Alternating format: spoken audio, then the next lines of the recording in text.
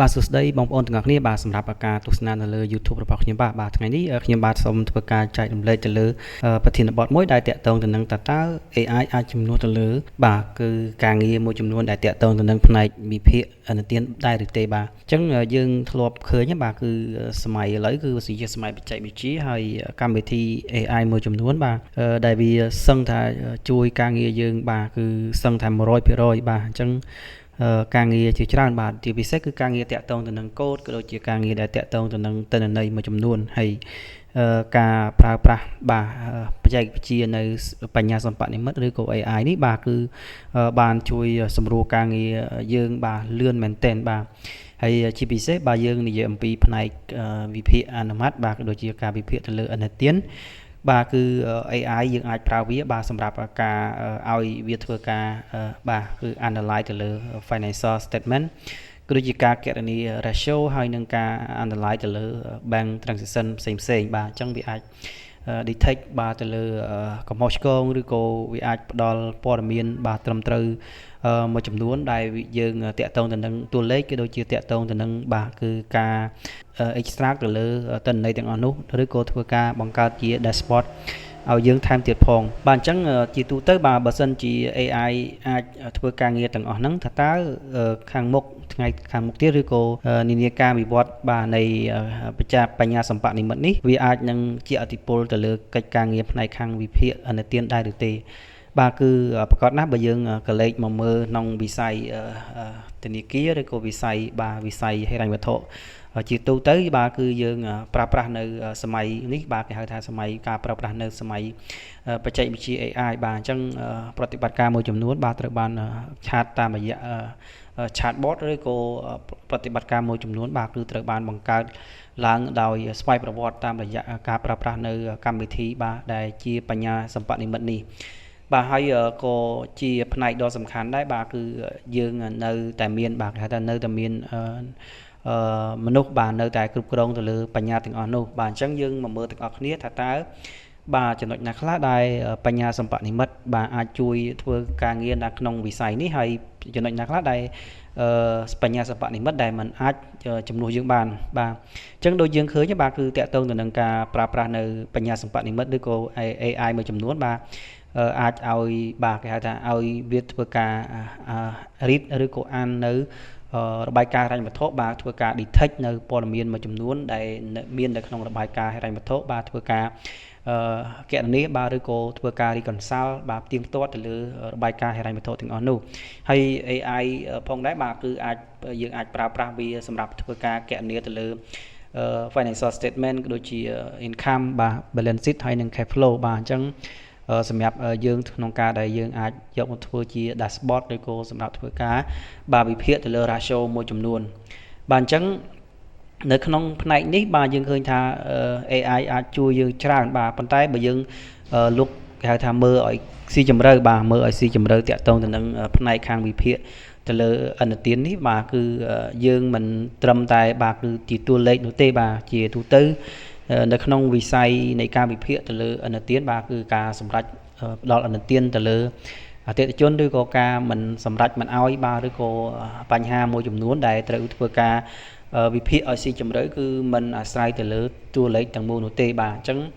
យើងមកមើលទាំងអស់គ្នាថាទីទូទៅដើម្បីធ្វើការសម្រេចឬក៏ថាអតិថិជនមួយដែលយើងគួរតែឲ្យឬក៏មិនឲ្យបាទវាផ្ដោតទៅលើកត្តាទូលំទូលាយច្រើនបាទមានដូចជាបាទកត្តាតាក់ទងទៅនឹងអាជីវកម្មរបស់គាត់បាទគឺការគេហៅថាភាពបាទភាពប្រតិបត្តិការនៃអាជីវកម្មរបស់គាត់វាប្រសើរឬក៏មានភាពបញ្ហាអីបាទស្ថានភាពនៃឧស្សាហកម្មឬក៏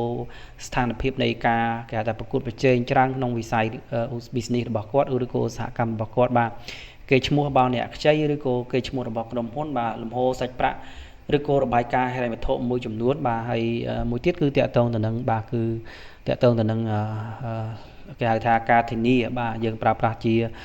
ការធានាមកមានដូចជាការធានាដោយកាតព្វកិច្ចឬក៏ការធានាយកជាទ្រព្យធានាមកធ្វើជាការតម្កល់បាទអញ្ចឹងនៅក្នុងផ្នែកនៃការវិភាគទៅលើឥណទានបាទគឺមានចំណុចមួយចំនួនដែលវាទាមទារឲ្យមានបាទគេហៅថាជាតួលេខនិងការវិភាគបែបមិនមែនជាតួលេខ បាទអញ្ចឹង AI អាចជំនួសបាទគឺអាចជំនួសយើងឬក៏អាចជំនួសនៅការប្រើប្រាស់ដោយមើលដោយភ្នែកទទេបាទឬក៏ការជំនួសដោយការគណនាដោយដៃឬក៏ការគណនាដោយគេហៅថាដោយប្រើប្រាស់មនុស្សបាទយើងអាចប្រើប្រាស់នៅបញ្ញាសិប្បនិម្មិតដែល AI នេះអាចធ្វើការគណនាឲ្យយើងបានច្រើនបាទដូចជារបាយការណ៍ហិរញ្ញវត្ថុបាទដូចជាការផ្ទៀងផ្ទាត់ទៅលើបាទគឺរបាយការណ៍គណនេយ្យធនាគារបាទឬក៏ផ្នែកផ្សេងដែលវាជាទូទៅដូចជាការប្រៀបធៀបបាទទៅលើកំណើនប្រាក់ចំណេញឬក៏ស្ថានភាពបំណុលឬក៏លំហូរសាច់ប្រាក់ផ្សេងបាទអញ្ចឹងទាំងអស់នេះវាភាគច្រើនបាទគឺជាតួលេខហើយភាគច្រើនគឺបើសិនជាយើងអាចថាប្រើប្រាស់ដោយមនុស្សបាទវាអាចនឹងចំណាយពេលវេលារៀងច្រើនម៉ោងបន្តិចបាទសម្រាប់ធ្វើការក្នុងការដែលវាអាចនឹងយើងអាចនឹងគណនាបាទឬក៏អាចផ្ទៀងផ្ទាត់បាទផ្ទុយទៅវិញបាទបើសិនជាយើងប្រើប្រាស់នៅបញ្ញាសិប្បនិម្មិតឬក៏ AI បាទវានឹងជួយឲ្យការងាររបស់យើងគឺវាលឿនបាទអញ្ចឹងវាអាចផ្ទៀងផ្ទាត់លឿនបាទវាអាចធ្វើការផ្ដល់ទិន្នន័យច្បាស់លាស់ត្រឹមត្រូវបាទសម្រាប់ព័ត៌មានដែលយើងត្រូវការអញ្ចឹងឧទាហរណ៍ថាបើសិនជាតកតងទៅនឹងការលក់បើសិនជាក្រុមហ៊ុនបាទលក់ចំណូលនៃការលក់ហ្នឹងគឺ$1 លានទៅ$1 លានកន្លះបាទមានការកើនឡើងអញ្ចឹងបើសិនជាយើងមើលមួយផ្លែតបាទគឺប្រាក់ចំណេញរបស់គាត់មានការកើនឡើងលំហូរសាច់ប្រាក់របស់គាត់អាចនឹងជាលំហូរសាច់ប្រាក់មួយដែលយើងគិតថាអាចបានមកពីការលក់ហ្នឹងច្រើនបាទវាអាចច្រើនវាធ្វើឲ្យលំហូរសាច់ប្រាក់របស់គាត់វាមានភាពល្អប្រសើរបាទអញ្ចឹងបើសិនជាយើងប្រើបច្ចេកវិទ្យា AI ប្រកបណាស់គឺ AI ឬក៏បញ្ញាសិប្បនិម្មិតបាទវានឹងផ្ដល់ជាចម្លើយដោយធ្វើការបង្ហាញថាបាទតួលេខទាំងអស់នោះគឺជាសញ្ញាណវិជ្ជមានបាទអញ្ចឹងការបង្ហាញសញ្ញាវិជ្ជមានវាអាចជាសញ្ញាមួយដែលបញ្ជាក់ថាស្ថានភាពរបស់បាទអ្នកកម្ចីឬក៏ភ្ញៀវឬក៏ក្រុមហ៊ុននោះគឺមានភាពល្អប្រសើរអញ្ចឹងបើមើលមួយផ្លេចទៅប្រកបណាស់គឺវានឹងអាចធ្វើការសម្រេចចិត្តថាប្រាក់កម្ចីនោះគឺប្រកបជានឹងត្រូវផ្ដល់ជូនបាទដោយសារតែស្ថានភាពដែលយើងទទួលបានហ្នឹងគឺជាតួលេខបាទអញ្ចឹងបើសិនជាយើងមើលឲ្យស៊ីជម្រៅបាទគឺយើងដូចជាតាក់ទងទៅនឹងយើងកលេចទៅមើលនៅស្ថានភាពអាជីវកម្មបាទយើងចុះផ្ទាល់បាទយើងជជែកយើងសួរស៊ីជម្រៅបាទយើងមើលអំពីភូមិសាស្ត្រស្ថានភាពទូទៅដូចជាបញ្ហាប្រឈមនៅក្នុងវិស័យនោះយើងឃើញថាតាក់ទងទៅនឹងការគ្រប់គ្រងបាទគឺមានការផ្លាស់ប្ដូរច្រើនបាទក្នុងរង្វង់នៃអ្នកគ្រប់គ្រងនៅក្នុងអាជីវកម្មនោះបាទគឺ1ឆ្នាំឬក៏6ខែឬក៏2ឆ្នាំបាទធ្វើការផ្លាស់ប្ដូរមនុស្សក្នុងរចនាសម្ព័ន្ធបាទมันមានភាពច្បាស់លាស់បាទហើយទីផ្សារទៀតសោតបាទគឺវិស័យហ្នឹងគឺរងនឹងការប្រកួតប្រជែងច្រើនបាទមានការបើកអាជីវកម្មច្រើនបាទការប្រកួតប្រជែងច្រើនតម្លៃមានការធ្លាក់ចុះបាទអញ្ចឹងការប្រឈមមុខនៅក្នុងការប្រកួតប្រជែងបាទគឺអាជីវកម្មថ្មីមានការកើនឡើងបាទវាអាចនឹងធ្វើឲ្យប៉ះពាល់នៅអាជីវកម្មទាំងអស់នោះបាទអាចនឹងមានការរកស៊ីច្រើនបាទប្រកួតប្រជែងគ្នាច្រើនបាទវាមិនល្អប្រសើរសម្រាប់អាជីវកម្មរបស់គាត់បាទអញ្ចឹងយើងកលេចទៅមើលទីតាំងទៀតបាទការចុះផ្ទាល់ឃើញថាទីតាំងនោះវាហាក់ដូចជាមិនអំណោយផលបាទគឺបរិមាណនៃមនុស្សបាទមានចំនួនតិចបាទហើយស្ថានភាពទីផ្សារបាទមើលទៅដូចជាស្ងាត់បាទហើយទីតាំងគឺវាមិនល្អប្រសើរអញ្ចឹងបើសិនជាយើងមើលទាំងអស់នោះបាទគឺប្រកបណាស់គឺការសម្រេចដោយផ្អែកទៅលើ AI ដែល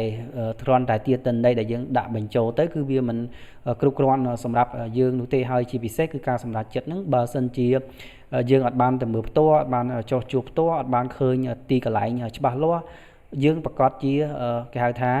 ពឹងផ្អែកទៅលើព័ត៌មានដែលសម្រេចដោយ AI អាចនឹងធ្វើឲ្យមានបញ្ហាបាទអញ្ចឹងចំណុចនេះគឺបង្ហាញថាការប្រើប្រាស់នៅបញ្ញាសិប្បនិម្មិតបាទគឺវាជាផ្នែកមួយនៃការជួយនៅកិច្ចការងារបាទដូចជាពិសេសគឺបញ្ហានៅការដែលវាឲ្យ analyze ទៅលើតួលេខបាទហើយនៅក្នុងផ្នែកដែល AI មិនអាចជំនួសបានដូចជាការចុះផ្ទាល់បាទការសម្ភាសបាទការសាកសួរព័ត៌មានការសង្កេតបាទអញ្ចឹងទាំងអស់ហ្នឹងគឺស្ថានភាពទីផ្សារទូទៅដែល AI មិនអាចដឹងបាទមិនអាចវិភាគដូចជាមិនអាចធ្វើការ judgment បាននោះទេវិនិច្ឆ័យច្បាស់លាស់បាទអញ្ចឹងមានតែមនុស្សយើងបាទអញ្ចឹងការប្រើប្រាស់នៅមនុស្សបាទគឺនៅតែសំខាន់ហើយជាផ្នែកមួយ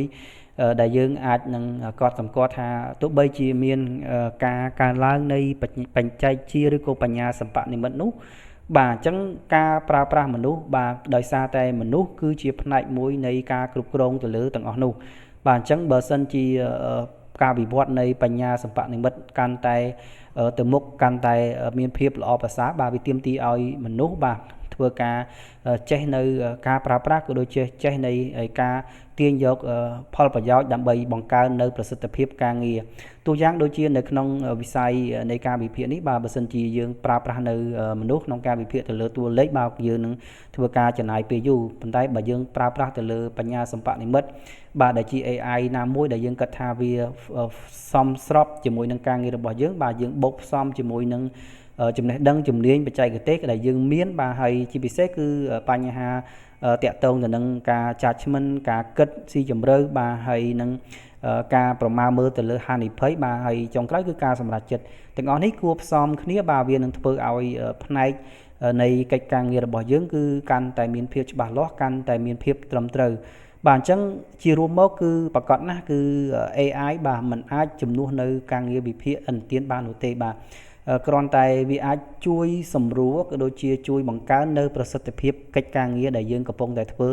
បាទជាពិសេសគឺផ្នែកខាងទិន្នន័យបាទអញ្ចឹងទិន្នន័យមួយចំនួនបាទវាអាចធ្វើការវិភាគវាអាចធ្វើការស្វែងរកនៅភាពខុសគ្នាបាទអញ្ចឹងវាទាមទារឲ្យយើងនៅក្នុងវិស័យដែលយើងកំពុងតែធ្វើកិច្ចការងារនេះបាទព្យាយាមបាទធ្វើម៉េចរៀនបាទបង្កើនចំណេះដឹងបន្ថែមទៀតតាក់ទងទៅនឹងការប្រើប្រាស់ក៏ដូចជាគន្លឹះមួយចំនួននៃការគ្រប់គ្រងបាទដើម្បីឲ្យប្រសិទ្ធភាពការងាររបស់យើងកាន់តែមានប្រសិទ្ធភាពជាងមុនបាទអញ្ចឹងជាចុងក្រោយបាទគឺប្រកាសណាស់គឺវាជួយជាផ្នែកបាទសំខាន់សម្រាប់កិច្ចការងាររបស់យើងបាទហើយជាពិសេសគឺវាមិនអាចនៅជំនួសមនុស្សបាទតាក់ទងទៅនឹងការវិភាគបាទការគេហៅថាចុះ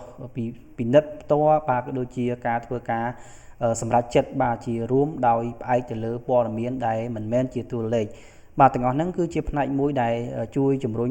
ការងាររបស់យើងហើយប្រកាសណាស់គឺវាទាមទារឲ្យយើងបាទព្យាយាមធ្វើម៉េចរៀនបន្ថែមទៀតដើម្បីឲ្យយើងមានជំនាញគ្រប់គ្រាន់ក្នុងការប្រើប្រាស់នៅ